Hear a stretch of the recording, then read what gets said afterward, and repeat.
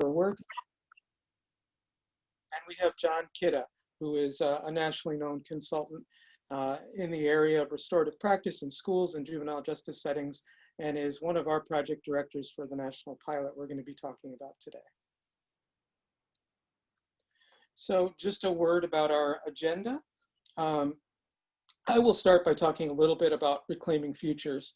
And I want to tell you in broad brushstrokes about a national pilot that we're doing.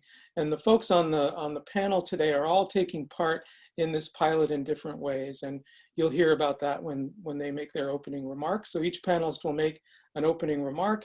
And then we're gonna talk with each other. It's sort of a moderated panel. I have questions and follow-up questions for our panelists based on their opening remarks. And I think I just accidentally advanced my slides a couple. So, you know, we work as a team and we have some of us for many years. And so we thought it would be more meaningful for us to talk, you know, with each other and kind of show you how we interact with each other rather than have 4 disconnected presentations. So we look forward to a conversation. And once we start the Q&A and the moderated part of the webinar, you're welcome to start entering questions in the chat yourselves. We'll be keeping a close eye on those, and hopefully we'll get to all of your questions, or as many of them as we can. And then at the end, we're going to have a look at 2 innovative new screening and support tools for youth that we created during the COVID pandemic as kind of an adaptive pivot during this pilot project we'll be talking about. One of the tools is in use in a couple of communities, and the other is nearly baked. And we wanted to give you a look at those. We're very excited about those. And with whatever time is remaining, we'll talk with the audience. So just to say a few words about Reclaiming Futures. We've been around for 20 years now. We're in our 20th year. And this representation on the screen really captures the elements of our mission. We, 20 years ago, really broke ground by bringing a public health sensibility to our work, which at that time mainly was in the domain of juvenile justice. We worked with counties and states and juvenile courts around the country to help bring public health practices like universal screening, referral to evidence-supported programs, a strategy for networking the systems that all collaborate to support young people. So we really broke ground 20 years ago in the juvenile justice system by bringing this lens. We have strongly shifted our mission to include a focus on equity and the belief that there is no national public health and there is without equity, and there is no equity without a public health system that serves all people in our society. And so you will hear that infused in our discussion of the pilot. And it's a through line for all of the work that we do. The pilot I'm going to tell you about represents a shift both in our organization, but really in the field, in terms of looking upstream from the courts and looking at community systems like schools and community in general, looking at community organizations that serve youth, faith-based communities, really highlighting the importance of what takes place in communities upstream of the juvenile justice system. And that has brought us to some fairly significant work we've done in school systems around the country, which is new in the past couple of years for Reclaiming Futures. So you're going to hear about that work. Many of you on the webinar may know us more specifically in terms of our work over the years in youth justice settings. This map shows a sense of where we have worked over the years. We have worked in at least 50 jurisdictions in these states across the country. That includes tribal jurisdictions, youth courts of various kinds, including the healing to wellness courts that are common in tribal settings. And increasingly, we've worked across systems, including school systems, and the ways that they partner with the courts. So to talk a little bit about our current pilot, we set out to engage 3 diverse school districts around the country. And you'll see we chose a rural county in Vermont, Lamoille School District, St. Charles Parish, Louisiana, which is a neighboring parish to New Orleans, which encompasses both rural, suburban, and some kind of urban environments, a highly diverse community in St. Charles. And we are working in King County, Washington, in the Kent School District, in a particular school that you'll hear about today. We're represented by the Reverend Jimmy James, who is one of our partners and our project lead for that pilot site in Washington. And the work in King County, you'll hear from Margaret Sokup, who leads a much larger initiative that Reclaiming Futures has been involved with for some years, which is kind of an umbrella initiative and was the inspiration for this pilot that we're going to talk about today. It's also a school-based public health and wellness pilot that integrates other elements of highlighting the importance of school climate. And so what we set out to do with this pilot, this isn't a pilot in the traditional sense where, for example, somebody has a model or a framework that they want tested and they recruit sites around the country to pilot test something for them. This is a formative pilot and a process pilot where we ask these three partners in Vermont, Louisiana, and Washington State to be our collaborative innovation partners and to develop a new framework for schools. And the framework we're talking about reflects in a way, you know, this image that I presented before. It reflects the elements of how we believe public health needs to be looked at in terms of incorporating the ways that we practice justice for youth, the ways that we understand how to respond to a young person who violates a school regulation or gets arrested, to account for the context that that person lives in, who they are, where they come from, the color of their skin, and the needs that they have in terms of treatment. So we brought that sensibility to this pilot. So the core elements that each pilot site is seeking to blend to help us build this new model are the notion of universal screening and brief intervention, something called SBIRT that you'll hear a little bit more about. I think Margaret Sokup will probably explain a little bit more about what that is. Many of you probably joined this webinar because you know what SBIRT is. It refers to screening, brief intervention, and referral. The idea that you start with a little bit of information about a person, in this case, in our pilot, in our work, a young person, and then a brief intervention, which is a conversation that you hold with the person collaboratively to put the answers the person may have given you, which could be a symptom or a strength or an asset, into context of their life. And then you discuss and negotiate and motivate the person to follow up on some action, which could be a referral. It could be a referral to treatment or a connection in the community to a mentoring program, something like that.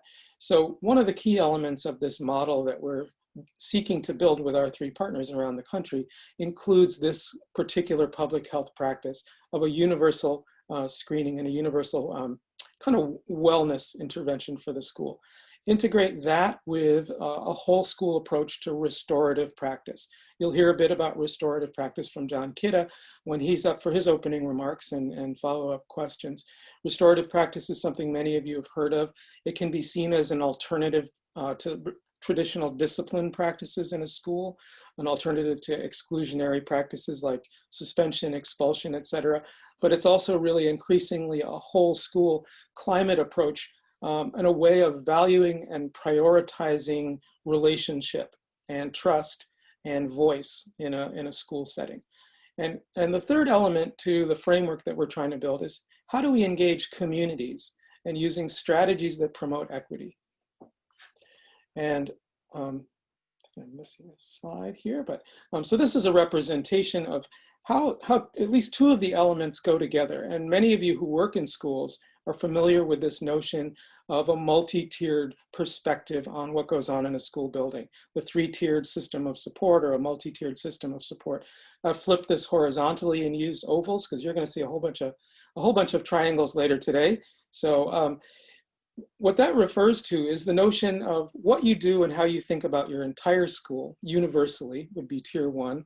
What you do in a targeted fashion, how do you respond to need, and some of the procedural things you do that either focus on public health or how you deal with discipline, how you repair harm, etc. And then the highest tier typically is, the smallest number of youth and the smallest number of interventions and activities. That's the more intensive practices that schools engage in. So each pilot site, we ask them to do a couple of things. We ask them to pair up with a community-based organization. So each pilot site is led both by a practitioner from the school, someone involved in leading, for example, the screening and brief intervention work or the counseling work in that school, and a community organization with a strong reputation in the community with bridges, both culturally and in terms of how the demographics of the community, but also an organization that has a strong foot in the door in the school to shape the experience of the young person and serve as a bridge to the community. And you'll hear from Reverend Jimmy James in a moment.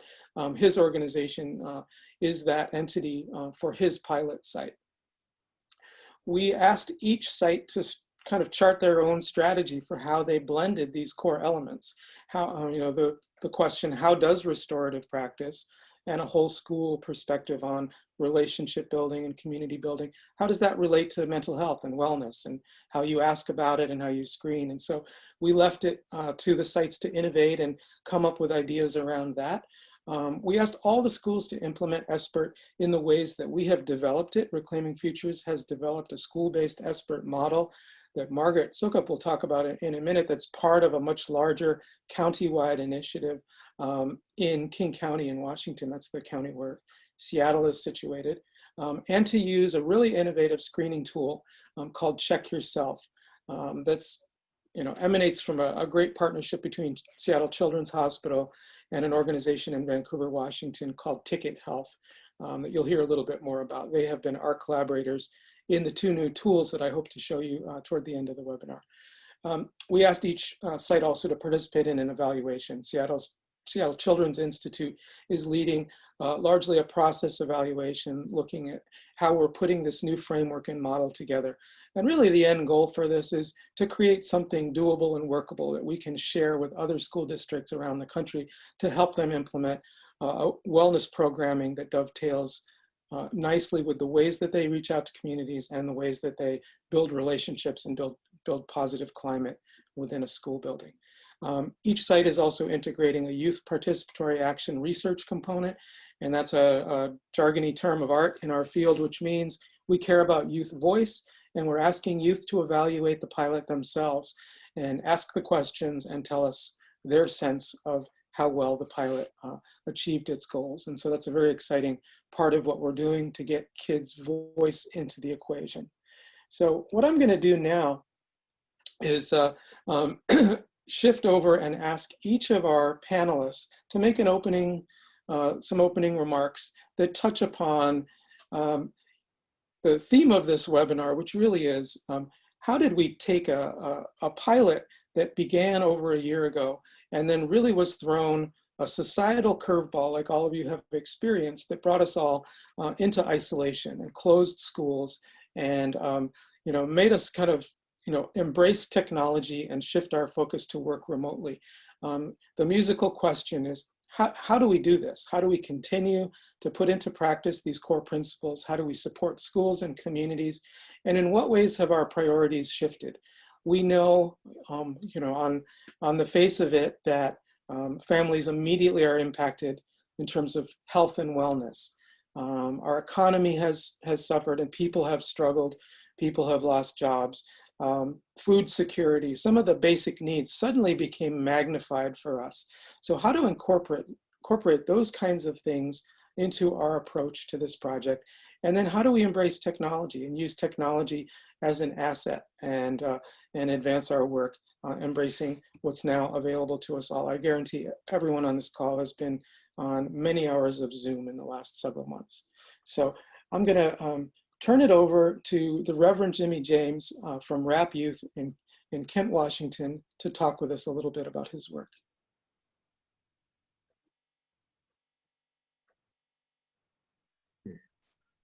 Thank you, Evan, for that presentation and introduction.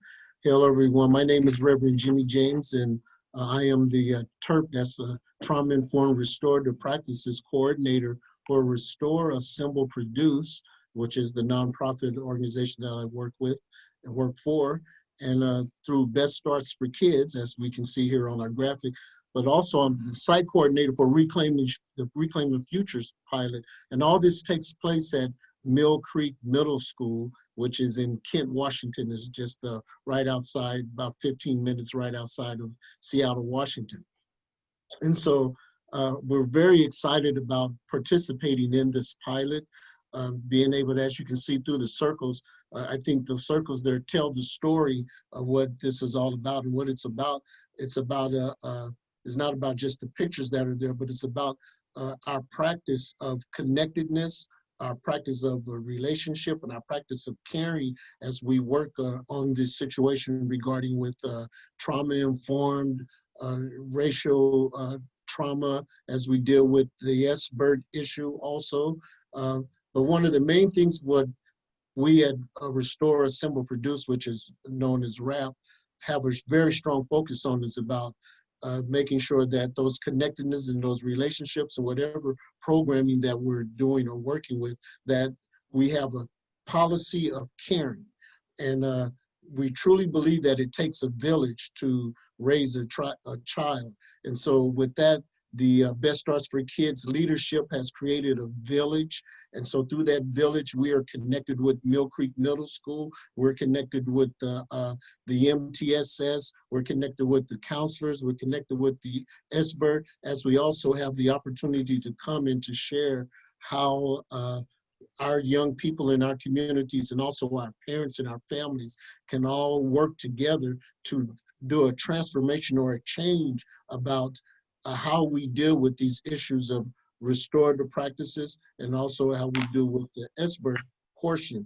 I tell you, one of the things that we really see that works and makes a major difference in our work is that when we put caring at the top, and when we say care, one of the things we really have a strong emphasis on are our parents. If we really say that we care about the kids and our young people and our students, then we have to care about the parents. So it's a holistic approach that we do not make sure that, oh, we're only going to take care of these children. As you can see in the graphic there, our young people, they're out there serving a homeless shelter in Tacoma, Washington. They get to go out, but you also see in the graphic, there's the school, there's the principal, there's the counselors, there's the students, there's the community member, and also parents together coming to say, yes, let's agree, let's do something that's different. And what's different is that we are going to be authentic about how we work together, how we come together, how we do this work. And what is the work? The work is restorative justice practices. We are strong about making sure that those practices are being implemented together within the schools. We have a partnership with the school district that says they agree that the same things that we agree on, that we want to have restorative practice. And the way that that happens, we're having a racial trauma focus with professional development where we work with the teachers and we work with the staff. So we're allowed to actually hold professional development trainings on racism so we can, and racial trauma with the adults, not just only focusing and saying that, well, the children are having bad behavior or whatever type of behavior that the school is thinking this isn't what we want. But we know part of that is not always about the young people. Sometimes there's some issues that's coming along with the staff and adults. So we have the opportunity to do the professional development. We have strong parent engagement component, which is called Take Back Our Kids. And so it's something that really empower parents. We believe our parents are professionals. Our parents are the experts. They know their children, they know their kids, they know their community. And so they have the opportunity that we work with those parents very closely. And then also one of the most powerful things that we believe that is making a transformation and a change with this programming is those strong relationships. And that's where Reclaiming Futures came in with this innovative approach regarding SBIRD, working with SBIRD, alongside working with a restorative practice. So with our leadership from TERP, who was able to make some major changes, especially when the COVID came through. When the COVID hit and the pandemic hit our communities, Best Starts for Kids leadership was able to make a major change and created an emergency scope of work. So we were flexible, and our leadership allowed Restore, Assemble, Produce to make changes. And so because the pandemic hit everyone so hard and the school district was not ready and prepared, and school just stopped and everything happened, but families don't stop, life doesn't stop.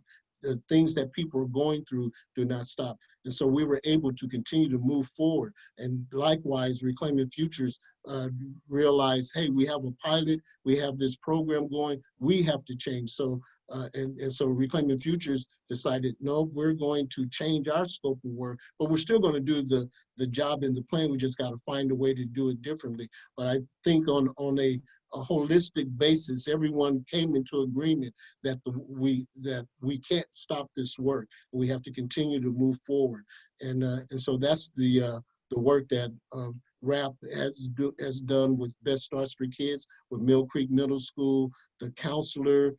We have a powerful person in our as one of our counselors at the school, Mrs. Brown. Mrs. Brown, I'm going to say her name because Miss Brown was the parents, they related to her, she related to us.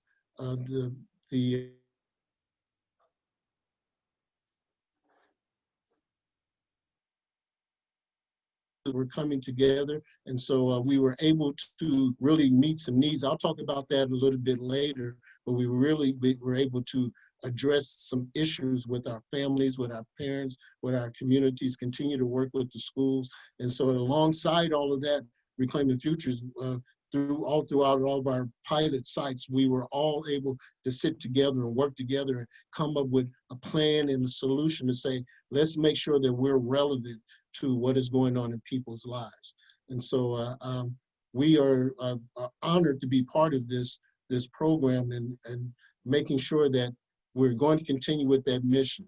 We're going to make sure that restorative justice, restorative practice is a mainstay. And how can we make sure that those things, those restorative practices intersect with SBIRT to make sure that we do the best for our families and for our children and for our community.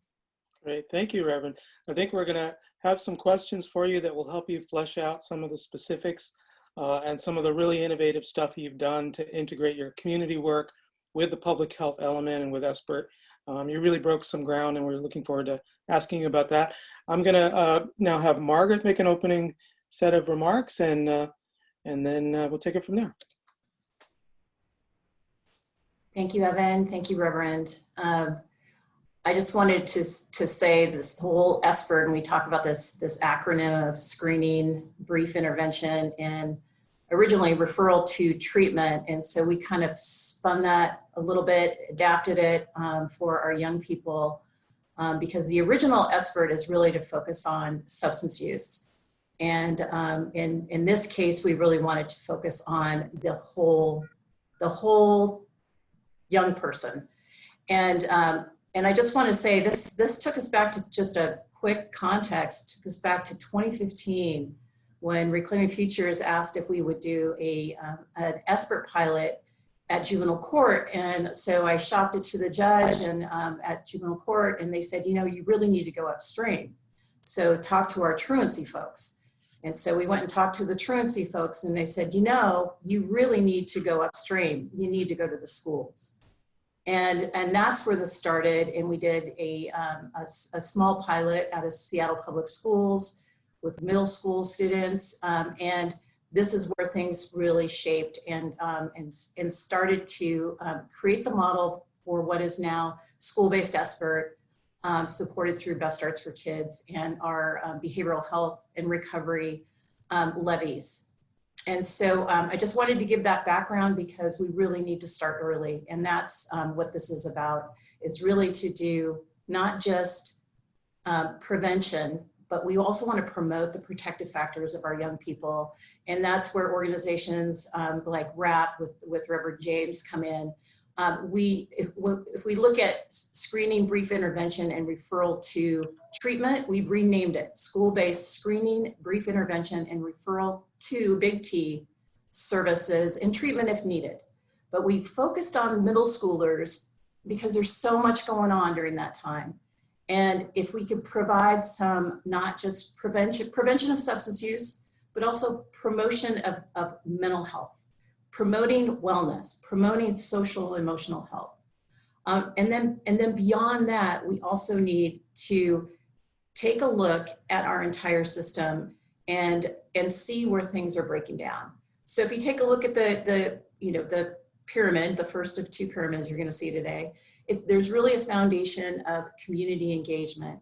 If we're going to refer our students, who are we going to refer them to? And so we need to know what our community has in the community and what are they doing now? Because there's a lot going on in the community that is not necessarily a big treatment agency. There's mentoring, there's tutoring, there are cultural groups, there are other things, because what we're finding with the nearly 10,000 or maybe over 10,000 students that we have screened and responded to, the biggest thing they need is connection.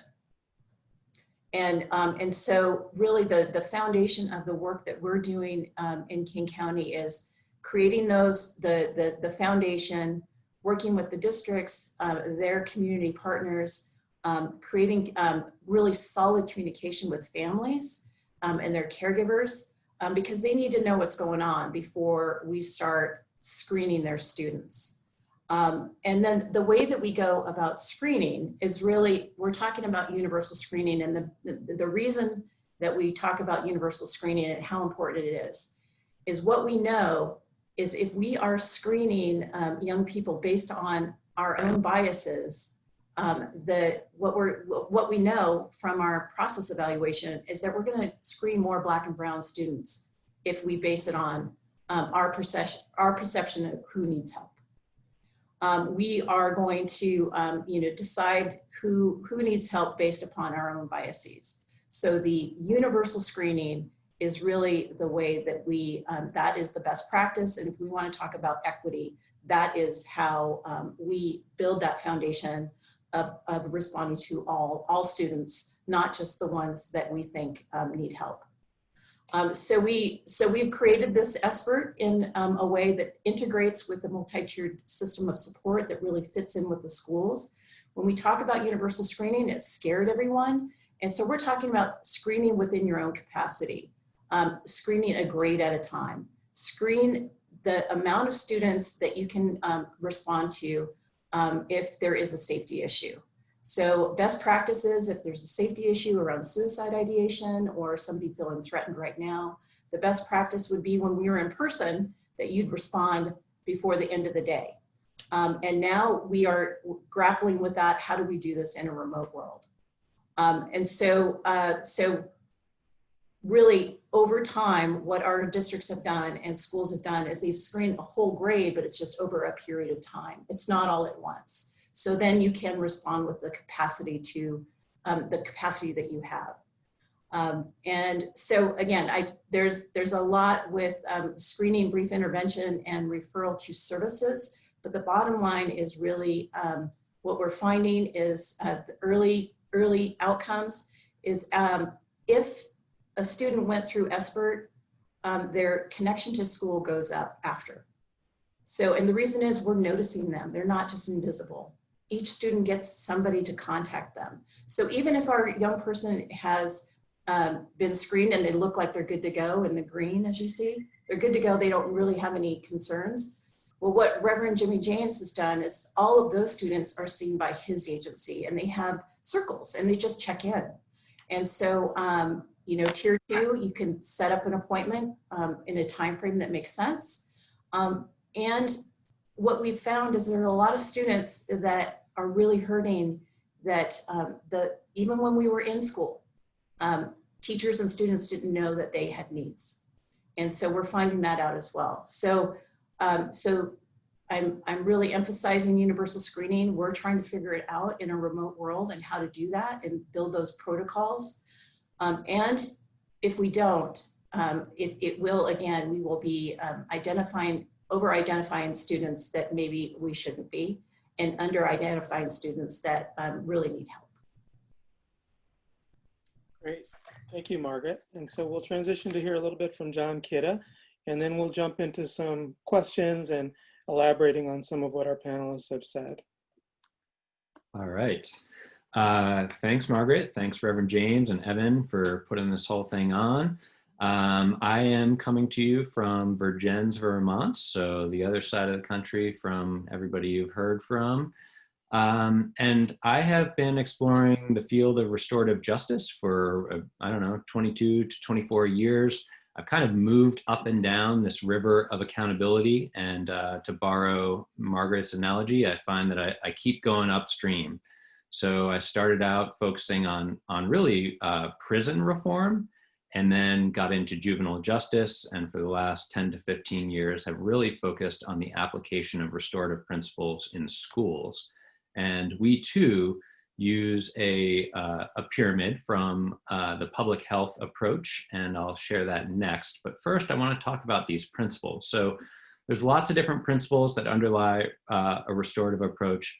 These are 4 that kind of come to the forefront for me in my 20 plus years. The first is exploring relationships, right? So we really have to intentionally create time and space for people in community to get to know one another. And only then can we move into meaningful engagement. Meaningful engagement is kind of a complex one in that it really requires trust and respect, and for you to pay attention to a whole bunch of things so that you are creating conditions for people to meaningfully engage with one another. It requires a trauma-informed lens if you're working with people who have experienced extreme stress or trauma. It requires certainly an equity lens and creating conditions where people feel as though they have equitable opportunities to engage with one another. And then if we think about agency and choice, this is one that is kind of challenging for a lot of schools to apply, but it's really important. Without agency and choice and kind of feeling like you are part of the decision-making that's happening in a classroom, you're less likely to be engaged. So we really want to figure out ways in which we can promote agency and choice. And then the 4th is responsibility or accountability. And here I like to talk about the difference between how we kind of define accountability in the standard way, which I would say is more passive. So a lot of the ways in which we impose accountability requires nothing of the person who has authored some behavior that has caused harm, right? We often push them away. So we get them out of the classroom, we get them out of the school, we suspend them, we expel them, we put people in jail. Those are all passive. So restorative approaches are really about promoting active accountability. And I'll say that these 4 principles apply on all of the tiers. So they apply when we're talking about universal approaches. And this is not responding to wrongdoing or harm. And that is probably the primary thing that I've learned, is that schools really need to establish this universal practice of applying these principles. And then they can get into addressing harm and reintegration. So here's this pyramid that is an adaptation. The bottom level is what we're doing with all. That's not about responding to wrongdoing or harm. That is about ensuring things go right. So there we are spending time developing healthy relationships. We're exploring applying these principles in a lot of different ways. This develops our capacity for social emotional learning, and it strengthens a sense of belonging and ownership. When we have those things in place, then we can begin to use restorative principles to repair relationships that have been damaged. We find that if there isn't that sense of belonging or ownership in a school community, there's kind of reduced desire to repair those relationships if you don't really value them. And then the 3rd tier is a little bit different. And here we talk about reuniting or re-engaging or reintegration. And this really comes from folks out in California who recognize that there are students and adults, for that matter, who become disengaged for a variety of reasons. Initially, we were thinking that we needed processes and practices to re-engage people after they were pushed out from suspension or expulsion. But pretty quickly, there was this awareness that, oh, hold on, people become disengaged for a whole host of reasons. You could just click once, Evan. Right now, everything is flipped, right? We've all become disengaged. If you're in a school community, in March, all schools were closed, and so everybody has been disconnected. So you can flip it back over. And what I find is that we have to kind of redefine that bottom pyramid. One more click to really focus on reuniting, promoting equity and healing for everybody in the building. And some of the most rewarding work that I have done recently has been leading online remote circle processes for teachers so that they have time to reconnect, so that they have time to get reacquainted with one another, build understanding about what their experiences were, and then they begin to be able to teach and dive into the issues.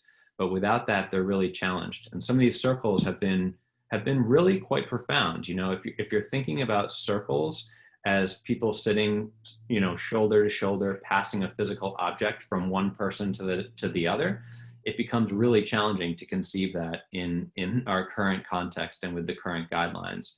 So I've had pretty good luck actually modifying the practice for the remote environment, using to the best of my ability those principles in the non-physical space. You can also do them in a physically distant space, and that's probably better, but sometimes that becomes really challenging.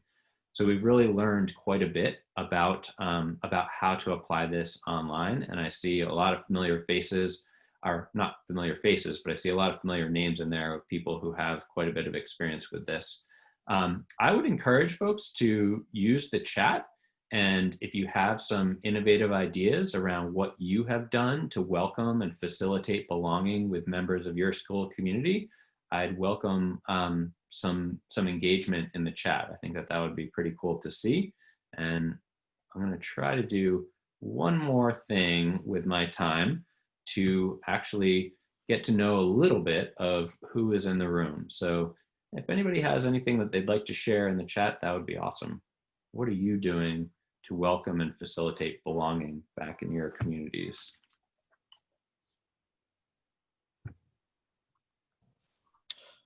This is Daniel right here from Jane Addams Middle School, Seattle.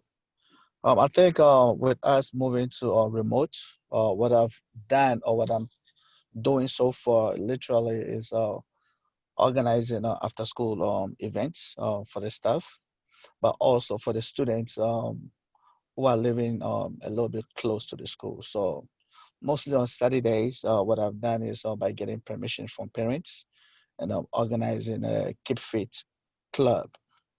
So most of the parents have agreed to it. So most of their kids will stop by and literally spend about an hour to 2 hours just working out, and also using that time to talk about some of the things that bothers them in terms of school, how they are coping with issues at home, how they are coping with everything that's going on right now. So Cool. That's not great. Yeah, it's not the same as when we had classes in school whereby our interaction was more of a one-on-one, and having the kids be much more open to talk about what is going on. With them being at home, they tend to hold back because probably mom or dad might be around. So a lot of things that they would like to express, they tend to hold it in. But once we meet on Saturdays and we sit in a group, or if it's on a one-on-one basis, they tend to open up more, you know, and whatever issues that they have going on, we are able to sit down together as a group, talk about it, and then use that time to also to work out and just talk about life. So what I'm hearing is that you have carved out time for them to explore relationship. You've been successful about creating the conditions for them to engage in discussion. And I'm pretty confident, not knowing the details of the story, that they have choice, right? They're not mandated to share things about their lives or whatnot, but they're choosing to do that. They're choosing to, yes. Yeah. So that's awesome. I would also just like to promote the idea of doing some sort of voluntary processes similar to that for adults who work in school. I'm in my interactions with teachers. Teachers are holding a lot right now. In Vermont, we are very lucky. Our COVID numbers are very low, but as a result, our education system, just as education systems across the country, have been actually more taxed than our healthcare systems. And there's not really, in a lot of schools, there's not that space carved out for teachers to get reacquainted. And some of the things that I've heard when schools have done this, and some of them have been at meetings that I have facilitated, is people are learning things about each other, right? They haven't seen each other in a long time. They're learning sometimes sad things, such as a colleague across the hall whose parent died just weeks before school started. And this colleague was like, I never would have known if we hadn't created the time and space for those sort of discussions. And that way people can rally around this colleague and provide a little bit of support for her while she's struggling with that. There are other more tangible needs that can be met by engaging people in a process that really allows them to be authentic and be a little bit vulnerable. And that's really the goal here.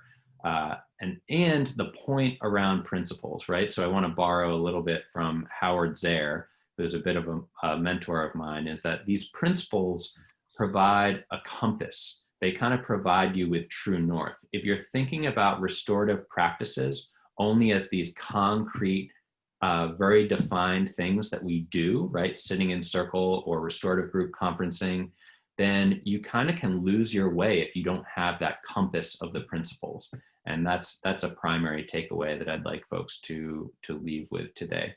So Evan, do you want to do a quick check-in around who's in the room and values, or do you want to move on to the discussion? Let's do that. I think, in keeping with our value around connectivity and engagement, it's difficult in these webinars for people to have a voice. So let's take this little moment and ask these two questions that you have planned. Great.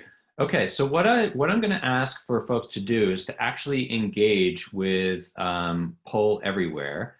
And I'm going to share my screen here. And what I want you to do is use the instructions. They're going to go into the chat, so you can click on the link and just enter in one word that describes your professional role. So you don't have to say like my professional role is ... just the word. And what we're doing here is just kind of getting acquainted, like who's in this room? How do we define ourselves professionally? So let's try this out. All right, so there's one. Stuff is, I think, coming in the chat. Yeah, do not write it in the chat. It needs to go in the link that John is sharing. Yeah, if we could use the link, that would be great. Jim just posted it, so click on that tinyurl.com and we'll work on getting those in there. But if you could click on that link and enter it in, that would be awesome. And so as stuff populates, some words will get larger, and those are words that more than one person identifies. So right now we have advocate and administrator popping up as dominant.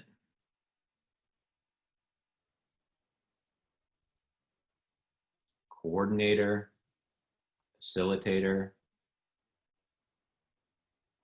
So this is not the same as being in person and being able to engage, but when we have 114 people all at once, this gets a little bit of your voice and your role on the main screen relatively quickly. So the idea here is also to pass along some tools and tips that that you might be able to use in your own work, right? So this is cool. Keep them coming in. I'm gonna wait another couple seconds, and then I am still connected. Does everybody see the screen?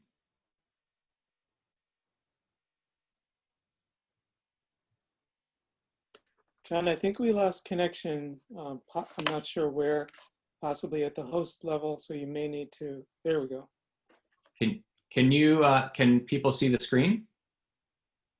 The Wordle? I think we can now, yeah. Okay, cool.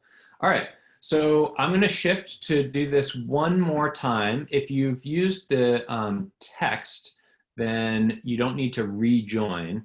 So as I shift this to this next activity, you should automatically be taken there. So here, I'm gonna push folks a little bit further, not just your professional role, but now we're gonna talk about values. So I'm going to invite folks to share one value or characteristic that describes you when you are at your best. So again, just type in that single word. And I'm going to go for patience. So this is a value that when I'm at my best, I employ patience. I love appreciative.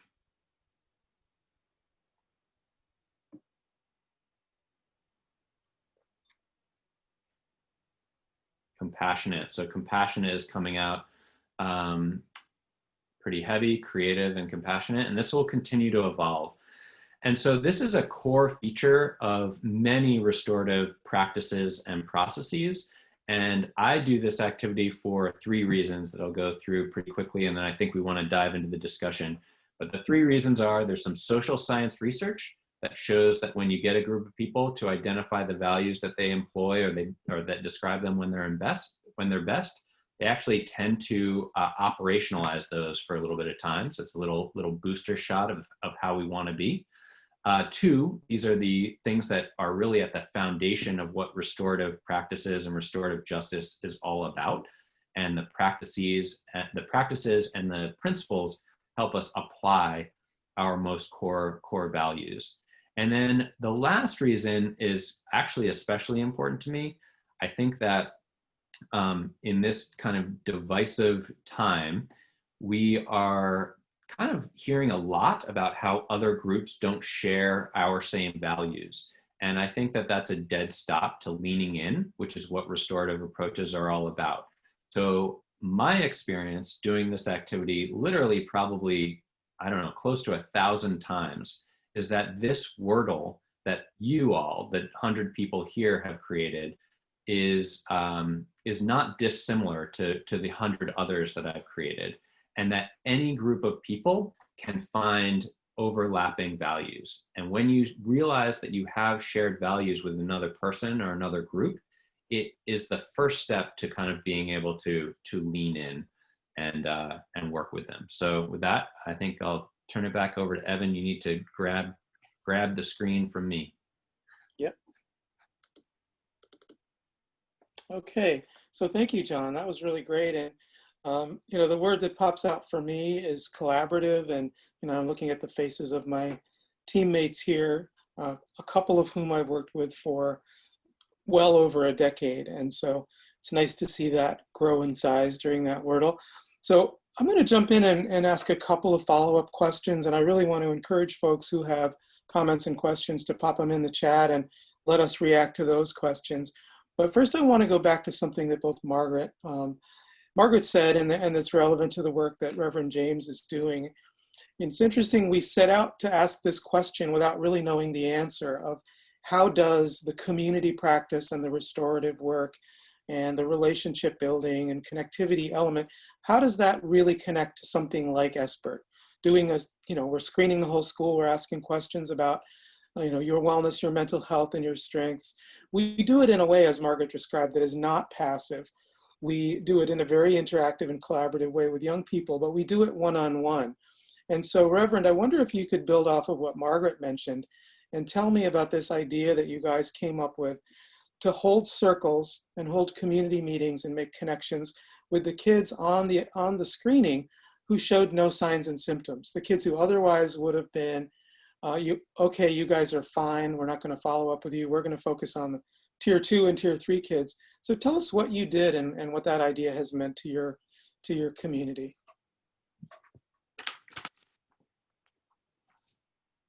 You're going to need to unmute yourself, Reverend.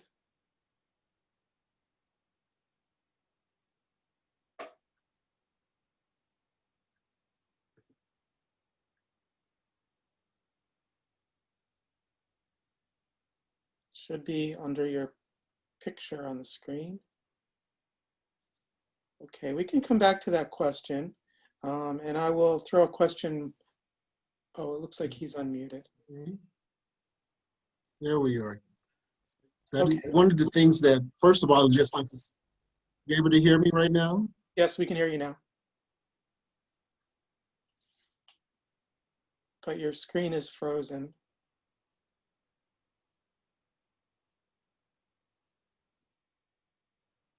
Reverend, I'm going to switch gears and ask Margaret a question while looks like maybe your screen is buffering back in. So Margaret, I know a little bit about your work because I've been partnering with you in this work in King County. And you know, the big question of this webinar and of our professional lives since March has been, how do we move forward and do this kind of work? How do we do universal public health and universal screening? How do we maintain connections to kids? How do counselors know who to worry about? And so how do we do this work? And I know that you have assembled, or really we have over a couple of years assembled this great group of practitioners that meets on a regular basis. And can you talk a little bit about how that group has been important in helping us transition from pre-pandemic to the ways that we're thinking now? Absolutely. I think the key is that, so we have a couple groups that have been learning collaboratives throughout the whole process. And one group is really the administrative leads that can really have impact on policy and procedures, things like that. And then we had the practitioner group really focused on the actual nuts and bolts of screening, responding to students, and making sure those referrals happen. What has happened, because we've had, I mean, initially when things closed down, we screened about 8,200 students from September until March when things shut down. And when things shut down, there was a real clear thought process that we should not be doing universal screening right now, because we did not have anything in place for that. So over the summer, even though folks are, you know, they're trying to take their vacation finally that they've earned. Over the summer, we've been just really having these open meetings, and it's really been the mixture of the practitioners and the administrators that have been joining these calls to really be thought partners around how do we create these protocols and processes to do this in this remote environment. And we just had a call right before this, really working through that because of what's different about our SBIRT that makes it, I think, so robust is we're not just asking about substance use. And so the big issue really is our question around suicide ideation. And whether we ask it or not, and one of our leaders in one of our schools said, whether we ask it or not, our students are if they're suicidal, they're still suicidal if we ask it or not. It's just a matter of what protocol do we put in place. How do we know where they are? Because we're remote, so some of our kids could be in different states, let alone, you know, they could be at a Burger King just accessing their Wi-Fi. So we just really need to create those protocols so we are able to respond in a way that is responsible, right? So it's really the folks that are doing the work really trying to figure out how do we do this, because our kids are hurting, if not, I mean, they're hurting more than they were even when we were in person. And the other thing that our district folks are sharing with each other, really just, you know, ideas and protocols, is knowing that even when you're in person, you miss signs that kids are hurting. Now that we're remote, it's more important than ever that we have a systemic way of responding. So we don't have all the answers, but we are getting there. And once we're ready, we will share with you all what we learn. But the key is really is that we're learning from each other and keeping that dialogue open and really making sure that we know what our resources are in the community so we can make sure we access those. Great. It's been interesting. I've been part of those conversations as they evolved when everyone was at home and schools were closed, and many are in the state of Washington, they are, and in Oregon they are. When we first asked the question of how do we, or even do we at all, continue to do wellness screening with kids at home, I think that people were freaked out at the idea of what if we can't access kids, and what if they say something we can't respond to, and watching that give way to a real advocacy perspective of flipping the question and saying, what if we don't ask these questions?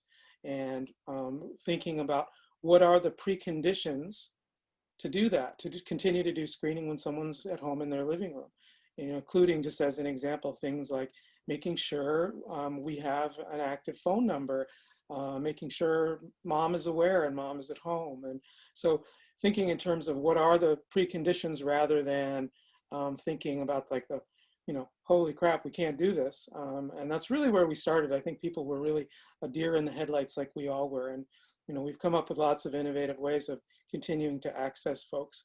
So now that the Reverend is back, I want to jump back to that question for you, Reverend. So this idea of responding to uniformly, all of the kids who didn't say they had symptoms. I mean, we call them green flags. There really is not such a thing as a green flag, but a kid who takes a screening and doesn't report symptoms, that became a group for you to access. And can you talk a little bit about why that was important to your community? Well, one of the things, again, thank you again, Evan. And one of the things that we felt at RAP, that we were there to restore, assemble, produce RAP, we felt that it was very important for us to be authentic partners in understanding also as we work with our young people. A lot of times people are labeled and we mistakenly think that because children have excellent grades or they don't get involved in some type of a negative activity at school, or they're probably not being suspended, that everything is all right and everything is okay. And what we find a lot of times is a lot of our young people who participate in our programming were some of those kids were young people or children, did have great grades, and were participating in a lot of other activities, but they also had a lot of other issues that were going on. But what we find is that maybe the one that seems like everything is perfect is not. That's where you might find someone, as I heard Margaret talk about, that may have some other type of tendencies to probably harm themselves. We find the what we like to call the secret cutters, or other issues are going on that we do not know. And as we would hold our group circles and the things that we do, we start finding out a lot of issues and things that are going on in the homes. So one of the things that we were able, and we were to participate with S-Bird and with Best Starts for Kids, was to participate in this process of the screening. And in that screening, one of the things that we really found as we interviewed the kids, we did a post-interview after the screening, and we found in the young people, they literally told us they were very excited and happy to come and be part of the post-screening, because it made them feel like, they just weren't like they felt like, sometimes they feel like we're just part of some lab experiment and they want to take a survey. But when they got to sit down and talk about their experience of taking the survey and what they were feeling, what they were thinking about the survey, what they told us was they felt like they became part of the community, and that they were really part of the school. They felt that because someone did sit down and ask them, not by doing a survey, but just to say, hey, how are you feeling? What's going on? What you think about the survey? How things are going with you? They felt that they had a sense of belonging. And that's one of the things that we look for is for some of our outcomes. They felt like, wow, there's a community group in here, and they're talking to us, and they really do care about us, and they were able to open up. Then when we were able to see the things that happened with the COVID, a lot of those parents of those young people who were in our green focus and phase, they were a lot of the parents that also participated, and they're the ones that called, and there's the ones that came and asked for some help that they normally would not have received in other areas. So it was really exciting to be part of that, and to be able to see how things transitioned and changed, and how people opened up and did get to share some of the other issues that were going on in the home that affects those young people. Great, in the thank you, school. Reverend.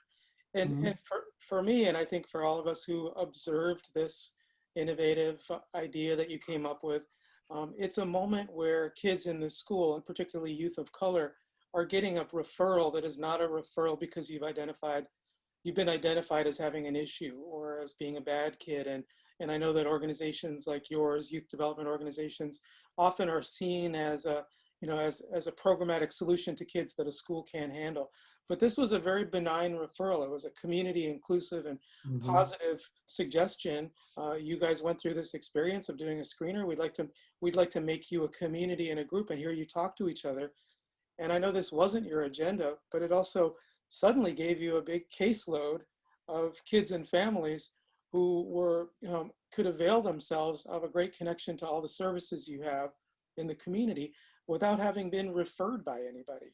So it really built a bridge to some really great stuff that you guys do. And I know that you provide food and you deal with housing, and RAP is kind of a multi-service sort of hub for the community. And it created an awesome linkage to all community members open, but really it was a nice kind of equity maneuver for the families of color to connect with you without stigma. That is correct.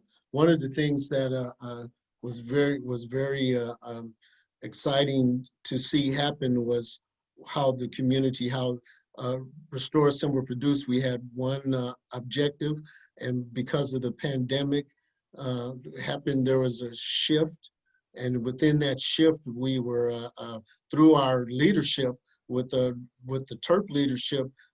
They create, again, I think I talked about earlier, they created an emergency scope of work, and us working together with the schools, and because we were connected to ESPERT, because we did have that caseload of other young people, those parents, they grabbed hold to develop a stronger relationship with our organization and with the community, because they did not have that opportunity with the school. The school was not able to participate. There was a lot of bureaucracy going on at the time, and but I like to tell people sometimes, but while we're sitting in meetings and holding all these conferences, there's someone out there that needs some food.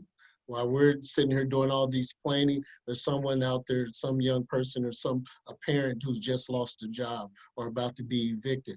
And because we did have that caseload, because we never stopped doing the work. And I think that's one of the big keys. I think it's more about how we shifted. From that caring ethos, we never stopped doing the work. We worked continues. We didn't take a summer break. We've been going nonstop. And unceasingly, there was no vacations. People just kept going because the families kept coming. And so we were able to, through TERP, through the school district, through working together and being able and flexible to change how we were doing our work, we were able to meet a lot of needs. So we became what the community needed at the moment. But at that same time, we still have those same parents, those same families are still participating even more so with our programming. And we developed those stronger relationships because of the connectedness and the collaboration with ESPERT, with the school, with Ms. Brown, Mill Creek, with RAP, with Reclaiming Futures, that we were able to create the Here to Help tool that made also a major difference in people responding and us finding more about how we can better meet the needs of the community. Great, thank you, Reverend. And kudos to schools like Mill Creek for, short-circuiting the bureaucracy and really inviting community organizations that are empowered in communities and trusted in communities into the school building and trusting them to do some of the work of that climate and community building. And that was one of the things we tried to build into this pilot that is that we're learning from RAP and from Mill Creek. So we have a couple of questions from the audience, and the Reverend just mentioned, use the phrase "here to help." That's the name of one of the tools we created that I do want to have a chance to show you in a second. But let's take a couple questions from the audience. The first question is, in response to John talking about the importance of relationship building and doing this kind of restorative practice in circles. And I think the question is a financial one. And how do schools build for that time, or how do they carve out the time so that somebody in the building, a staff member, or somebody has, has permission under their job description to do this? So do you have some experience with that struggle and that type of question when you propose? Yeah, I'm not sure it is so much a financial one as it is a communication issue. So I work with a wide range of people, from support staff to superintendents.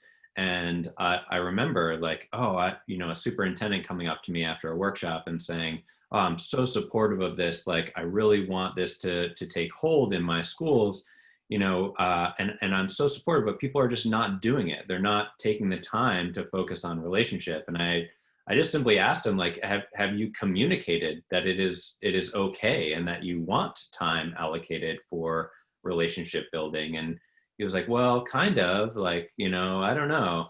And so I often will ask schools to articulate, like, what message do you need from whom to do this work well?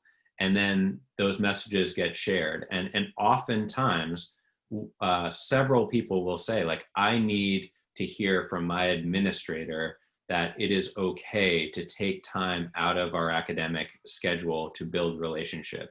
And I think that there's a lot of comfort doing that with the elementary school level. Tons of people do that. That's like the way they operate. Middle school, it gets diminished a little bit. And then by high school, teachers actually feel like they're stepping out on a limb to build relationship in their academic classes. And when teachers do take time to do this work, they end up finding that they actually have more time to teach because there is that relationship. The other thing that I'll just add in here real quick is that this quote that is just coming up for me: "Everyone you meet is fighting a battle you know nothing about. Be kind always." And I think that is very true. So the relationships, when we build those relationships, we carve out time and space for us to understand the battles that other people are facing. And some of those battles completely prevent students from learning. And if we don't know what they are and we don't carve out time space to understand them, we are not creating the conditions or readiness for learning. So it's really about decision makers making clear and communicating that this is desirable, that we do value relationship building as much, or maybe right now, more than academic content, so that we can build the capacity for learning. Great, thank you, John. So a couple more questions that I'm going to kind of combine into one response, and then we'll jump into showing you these cool new tools that we built. So one question is, how are these pilots funded? And if you're referring specifically to this project, we have a multi-year grant from the Conrad and Hilton Foundation, which has for many years had a major commitment to adolescent wellness and substance use prevention and general health of young people. And so we've been a grantee of the Hilton Foundation for several years. And they gave us the freedom to be creative and try to build this new strategy. How would you fund something like this? Meaning, how would you integrate universal screening and begin to do this kind of work? I mean, it always sounds kind of naive when somebody like me says that a lot of this work can be cost neutral if the values and the practices in the school building are shifted. And a related question, someone asked how school mental health staff could get involved with something like this. And the core practice of building a universal screening approach and a triage team to respond to what kids say, and how to build a referral network, all of that is the work of the school-based behavioral health teams and wellness teams. And so in doing this pilot in our work and also Margaret's work in King County, it really has been about mobilizing existing elements in schools. And the concern and caring is there. We know that with COVID, many state agencies, education agencies, have sent out memos and mandate letters asking all school districts to do universal screening. And from a public health perspective, it's logical to do something like that. And Margaret mentioned the powerful impact on equity if you think universally and don't deploy public health practices in the ways that we do sometimes when we assume who has a problem and who needs to have some extra attention. And so I think universal screening and universal public health is almost an attitude and a perspective that can be brought into school systems. And we have coached and supported school districts in bringing these kinds of practices to bear. And so that's kind of a long-winded answer, but I feel the intent and the resources are present in the school building, and it's just about re-energizing. So I'm going to reshare my screen since we have about 15 minutes left. Please continue to enter questions in the chat box and we'll try to get to some more, but I wanted to give you a peek at some of what we've been working on.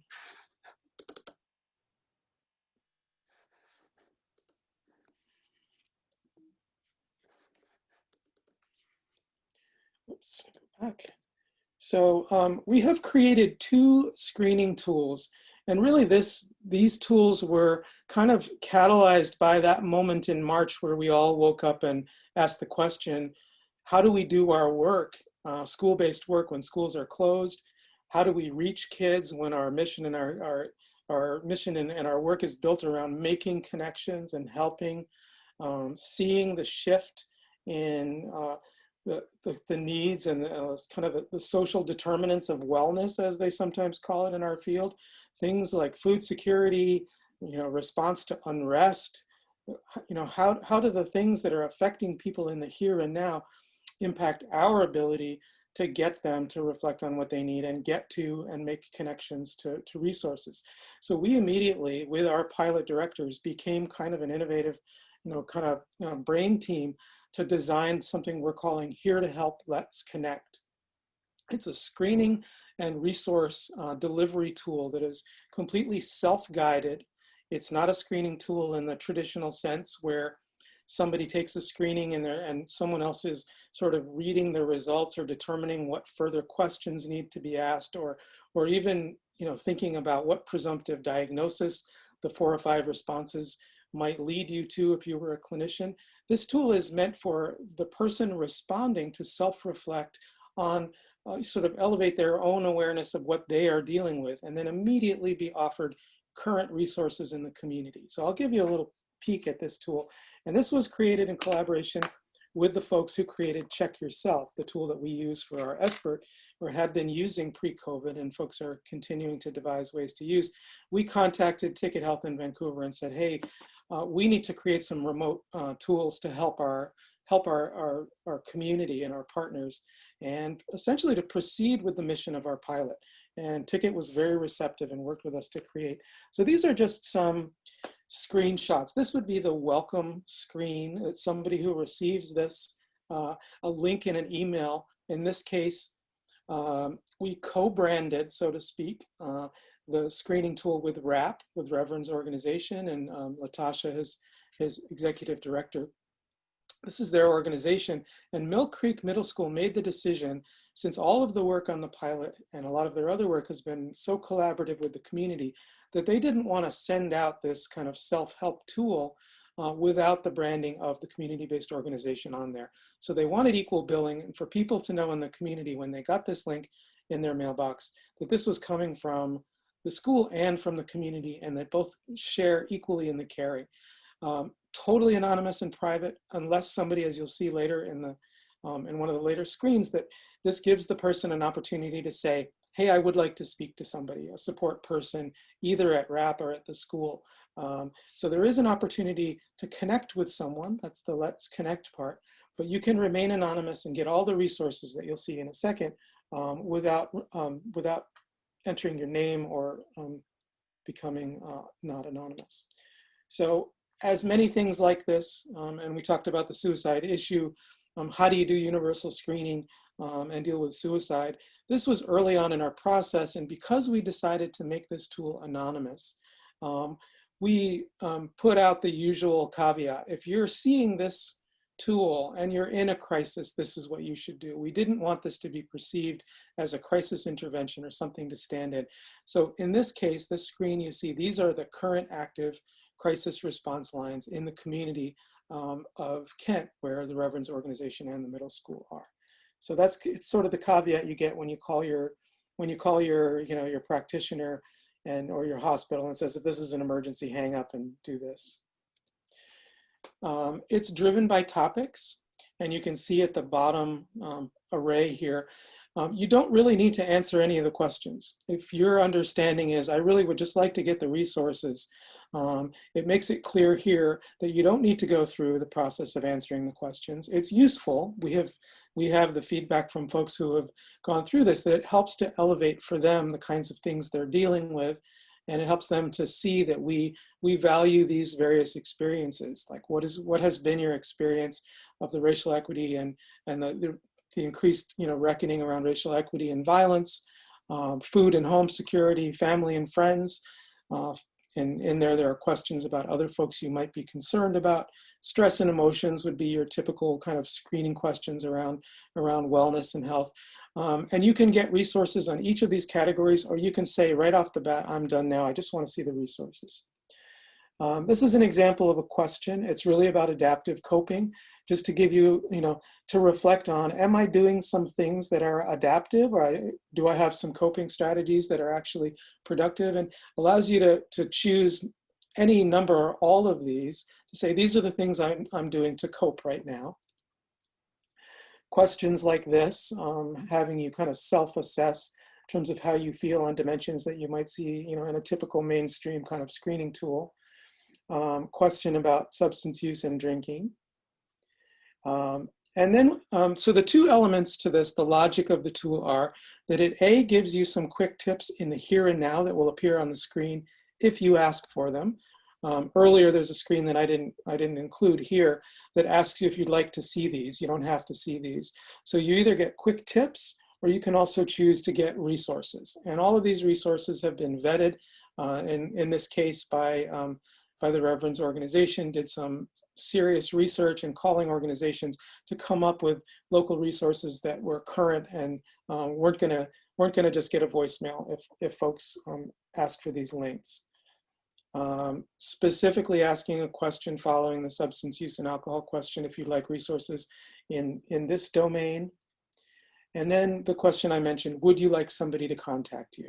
So that if a person would really like to talk to somebody live for whatever reason to help navigate the resources, or just kind of make sense of how they're doing, and someone to triage. Whenever we implement this tool, and we've implemented it now on 3 sites and more to come, we work with the site to have a triage team that's available for these phone or email contacts. The second tool, and I know I'm kind of racing, since I know we don't have too much time, we're calling My Kid's Voice. It's a version of Here to Help, essentially, that's for parent and a young kid aged 5 to 12 to ask and get resources around some of the same kinds of issues. It's much briefer. It's meant to be done with mom and kid, or parent and kid, sitting together at the screen. And this is the graphic that we used kind of in the opening screen. This is the intro that parents will see. This could help you address concerns and anxieties your child may have, and will offer you 2 kinds of resources. Resources in the community that might help you, and resources to help you support your child. Things like, we're building a module that will show the parent some helpful ways that one might talk to their son or daughter about the fact that there's a job loss in the family, or that there's a housing concern, or about safety around COVID. So tips, and it's really about coaching the parent to help them support their child, but also there are similar resources like, where would I go and who would I talk to if I did want to talk to someone? So it explains to the parent that the first questions are for you and the next questions are for your child as you sit with them. This is one of the examples of a question for the parent. It's very simple, and there's just a couple of questions for parent and a couple for the child. Is, are they showing signs of distress? And there's one about their level of concern. This is a kid question. How do you feel about going back to school? I'm worried about getting sick. I'm nervous. Or I feel safe, I'll miss being at home with mom.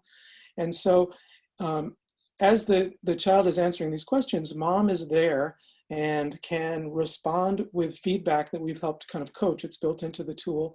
And kids who can read will also get a screen with some kind of generic positive feedback about, these kinds of feelings are natural. It's great that you said this stuff so that your mom can hear how you're feeling, and that maybe if you need some support.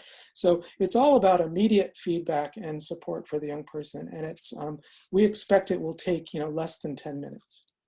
So that's what we have. Here are our contact numbers. I will take a quick look and see if any other questions have come in, but as we are sort of near the end of the hour, I think we'll probably be near to the end. We look forward to talking to folks Here's everybody's contact. If something struck you that any one of our panelists have talked about, feel free to reach out to them individually. If these screening tools are of interest, we can talk to you about those. And we really appreciate, we noticed from both the Wordle that John did, the diversity of, professional diversity of this crowd who came today, but also the national diversity. We noticed that registrants were represented by almost 40 states. And so we're really pleased to have everyone on board to hear us talking today. Want to give our panelists a chance to say goodbye or any closing remarks? Their mute buttons are on, so I'm going to give them a pass. So thank you all for joining us. We look forward to talking to some of you who reach out to us in the future. And thanks again to our funder at the Conrad and Hilton Foundation. Take care, everyone.